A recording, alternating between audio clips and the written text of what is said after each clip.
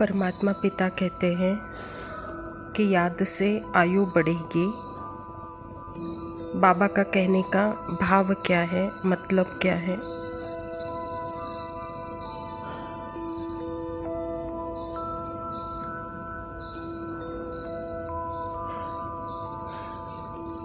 आत्मा जितना जितना परमात्मा को याद करती रहती है, परमात्मा की वो पावर आत्मा में जब आती है तो उससे माइंड भी प्यूरिफाई होता जाता है, और जितना माइंड प्यूरिफाई होता जाता है मैटर को भी इफेक्ट होता है।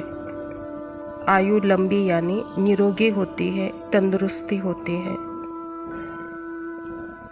तंदुरुस्ती मिलती है।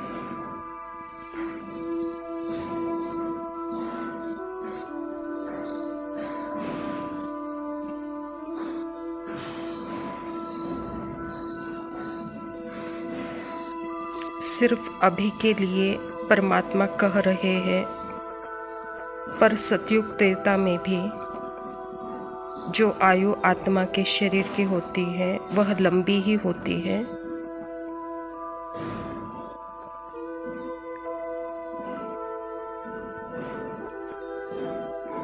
क्योंकि वहाँ सदा ही सोल कॉन्शियस स्थिति है, और सोल कॉन्शियस स्थिति का इफेक्ट माइंड पर पड़ता है और मैटर पर भी पड़ता है।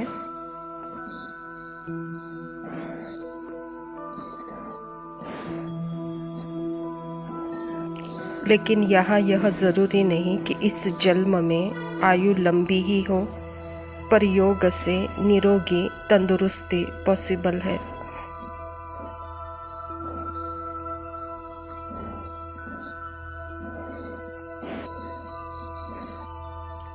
अगर परमात्मा को इस देह की ज़रूरत है सेवा अर्थ, तो इस शरीर की आयु लंबी हो सकती है ड्रामा अनुसार।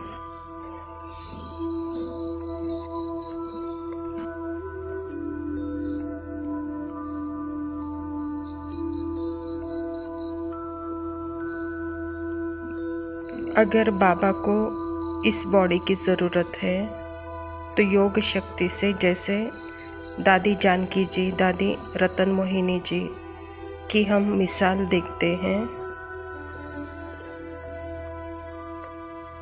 वह लंबी आयु तक रहे और उन्होंने भरपूर सेवा की है।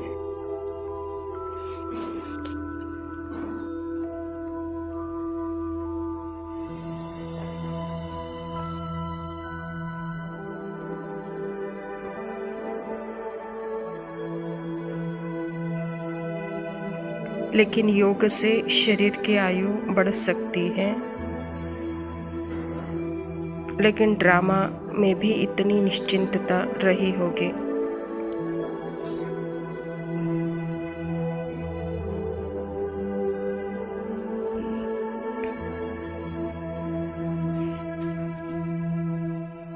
हाँ, यहाँ पर यह बात सत्य है कि योग से सदा निरोगी तंदुरुस्त रहा जा सकता है।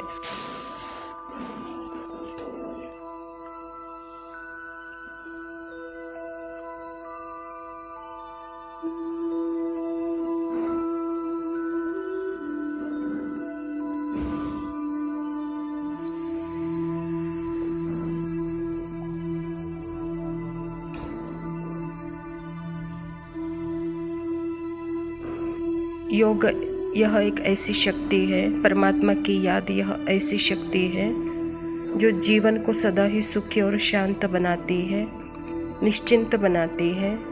सतता के अनुभूति में रहते जब आत्मा यह जीवन जी रही होती है शरीर के साथ, तो ऑटोमेटिकली आत्मा का प्रभाव इस शरीर पर पड़ता है और यहाँ तंदुरुस्ती निखरती है।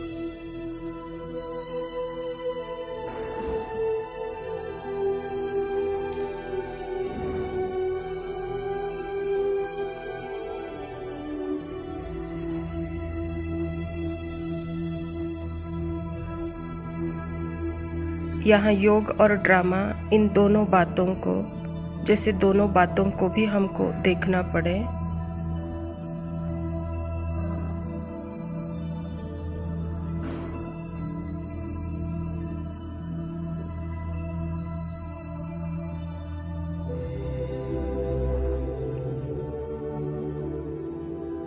योग साधना से शारीरिक बॉडी में वह परिवर्तन आता है, वह तंदुरुस्ती निखरती है और उसका प्रभाव आयु पर पड़ता है। वहाँ आयु बड़ी लगती है, वहाँ आयु रुकी लगती है।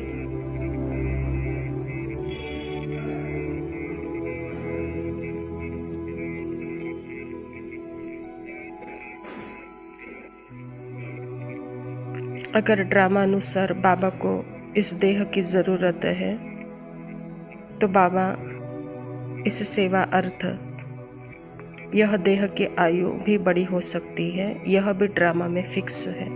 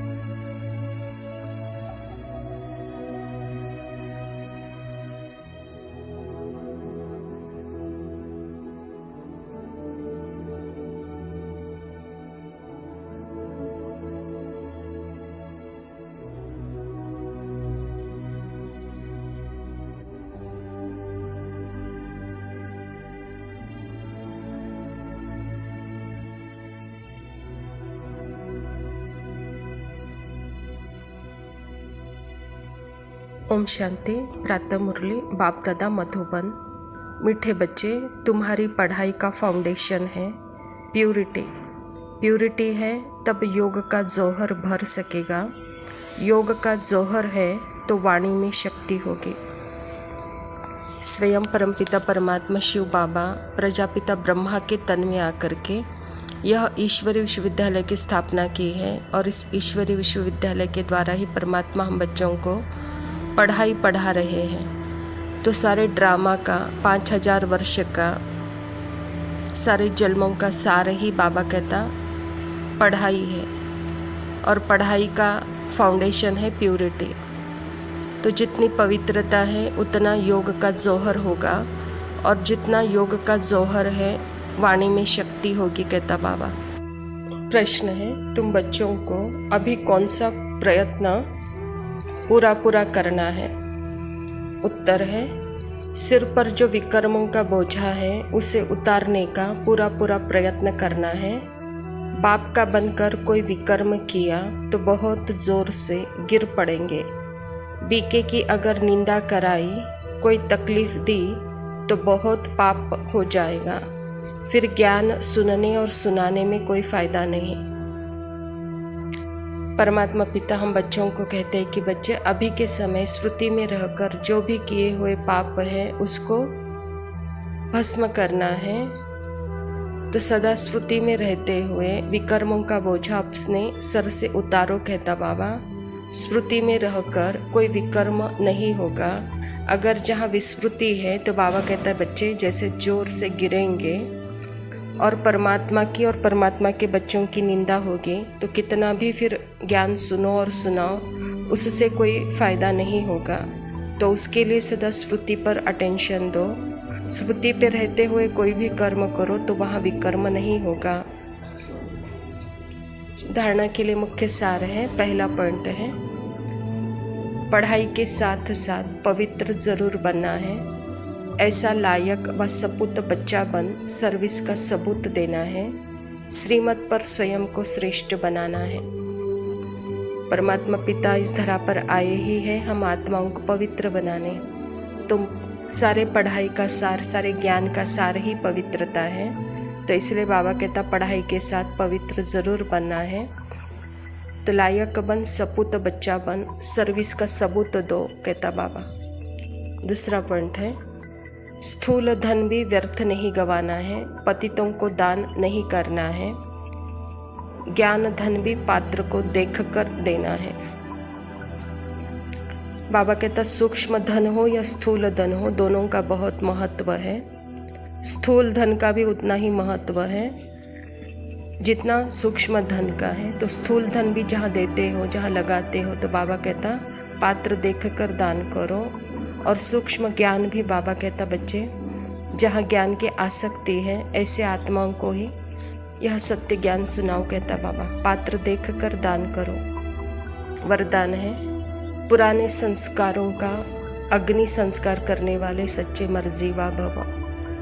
जैसे मरने के बाद शरीर का संस्कार करते हैं तो नाम रूप समाप्त हो जाता है, ऐसे आप बच्चे जब मर्जीवा बनते हो तो शरीर भल वही है, लेकिन पुराने संस्कारों, स्मृतियों और स्वभावों का संस्कार कर देते हो। संस्कार किया हुआ मनुष्य फिर से सामने आए तो उसको भूत कहा जाता है। ऐसे यहाँ भी यदि कोई संस्कार किए हुए संस्कार जागृत हो जाते हैं तो यह भी माया के भूत हैं। इन भूतों को भगाओ, इनका वर्णन भी नहीं करो। बाबा कहता बच्चे यह जन्म आपको मिला ही है, पुराने शरीर से मरकर नया जन्म मिला है, तो यह मरजीवा जन्म है। तो कहाँ मरे हो? पुराने संस्कारों में मरे हो, पुराने स्मृतियों से मरे हो, पुराने स्वभाव में मरे हो। अगर समझो वह जिंदा भी होता है संस्कार, स्वभाव, स्मृतियाँ, तो जैसे भूत जिंदा हो गए, कहता बाबा। अगर भूत जिंदा है तो भी उसे भगाओ, उसका वर्णन नहीं करो। स्लोगन है कर्म भोग का वर्णन करने के बजाय कर्म योग की स्थिति का वर्णन करते रहो। अच्छा मीठे मीठे सिखिलदे बच्चों प्रति माता पिता बाप दादा का याद प्यार और गुड मॉर्निंग। रूहानी बाप की रूहानी बच्चों को नमस्ते। हम रूहानी बच्चों की रूहानी माता पिता बाप दादा मेरी बेचैनियों को लव यू बाबा, शुक्रिया। चैन मिल जाए तेरा चेहरा जब नजर आए, तेरा चेहरा जब नजर आए, मेरे दीवानेपन को सब्र मिल जाए, तेरा चेहरा जब नजर आए, जिक्र तुम्हारा जब जब होता है, देखो ना आँखों से भीगा भीगा प्यार बह जाता है, मेरी तन्हाइयों को नूर मिल जाए, तेरा चेहरा जब नजर आए, तेरा चेहरा जब नजर आए।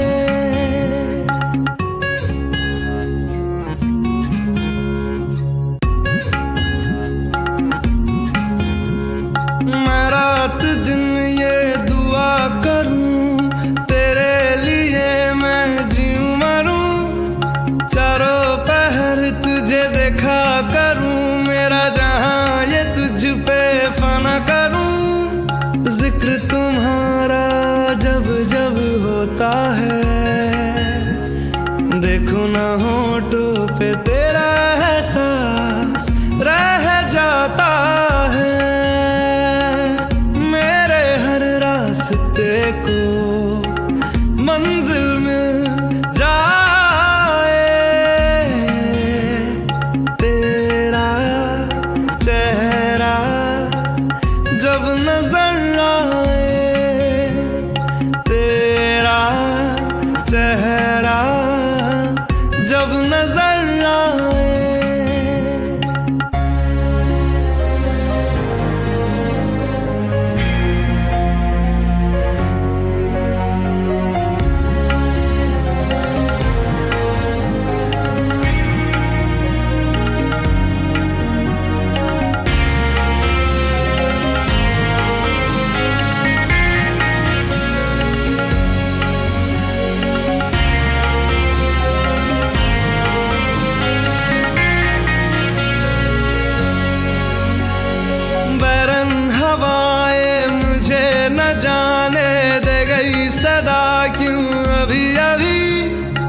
सरफरोशी ये आशिकी भी जाएगी जहाँ मेरी इसमें कभी।